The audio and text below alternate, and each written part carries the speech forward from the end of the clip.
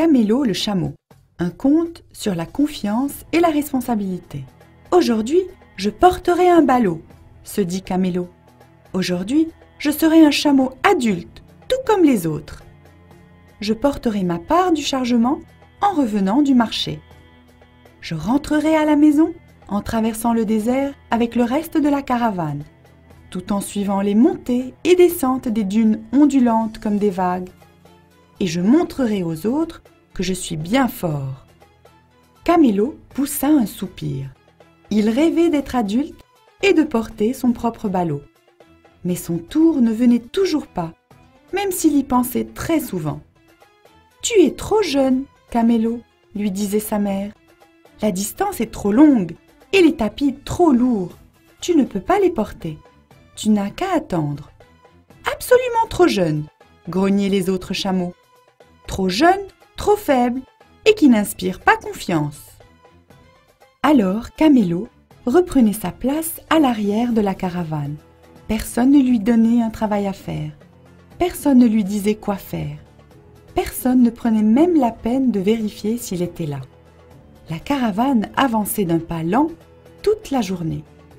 À la tombée de la nuit, elle atteignit une étendue d'eau entourée de palmiers qui se balançaient au gré du vent.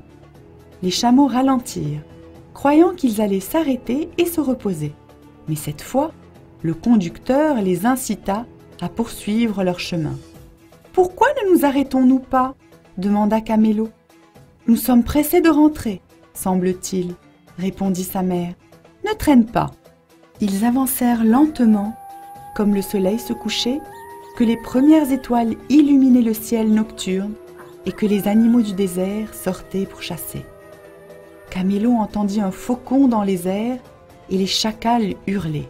Un cobra se glissait silencieusement vers un endroit sûr, et les scorpions du désert filaient à toute allure sous les rochers. Tout semblait calme et tranquille. Puis soudain, le désastre survint. Tout à coup, le vent souleva une forte tempête de sable qui tourbillonna et souffla en bourrasque autour d'eux. Elle créa des nuages de sable qui tournoyèrent et piquèrent. Elle s'attaqua au chargement des chameaux, tirant sur les liens et libérant les ballots, qui roulèrent et s'éparpillèrent partout. Préoccupés par le sable volant et la poussière étouffante, les chameaux tombèrent sur leurs genoux, les narines et les cils bien fermés, pour empêcher le sable d'y entrer. Camélo fut rejeté de côté comme les ballots roulaient et rebondissaient sur le sable. Et s'il s'éloignait et se perdait, luttant péniblement contre le vent et les sables mouvants, Camélo s'élança de toute sa force à la poursuite des ballots qui tournoyaient. Il les poursuivit toute la nuit, les saisissant l'un après l'autre avec ses dents pointues, puis les ramenant avec son museau pour enfin les rassembler tous en un grand tas. Comme la tempête se calmait et que le soleil se levait dans le ciel, Camélo était toujours éveillé, surveillant le tas, car les chacals curieux, qui aimaient s'emparer de toutes choses pour eux-mêmes, s'approchaient maintenant et reniflaient tout autour du tas. « Je vais prendre ça !» dit l'un d'eux. « Et moi celui-là !» dit un autre, tout en commençant à gratter le tas. « Non !» dit Camélo. « Éloignez-vous !»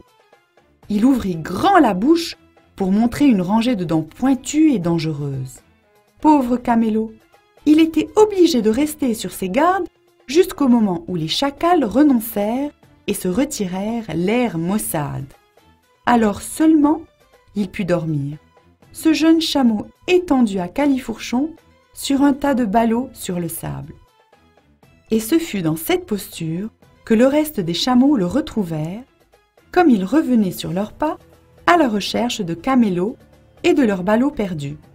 Ils étaient tout heureux de le revoir, lui, le plus jeune chameau de la caravane, celui qui a réussi à sauver le chargement.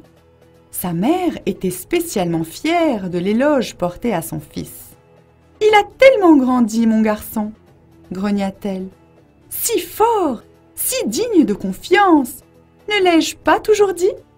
Tous se mirent d'accord que, dans l'avenir, Camélo serait considéré comme assez grand, assez fort et assez fiable pour transporter un chargement et marcher à la tête de la caravane.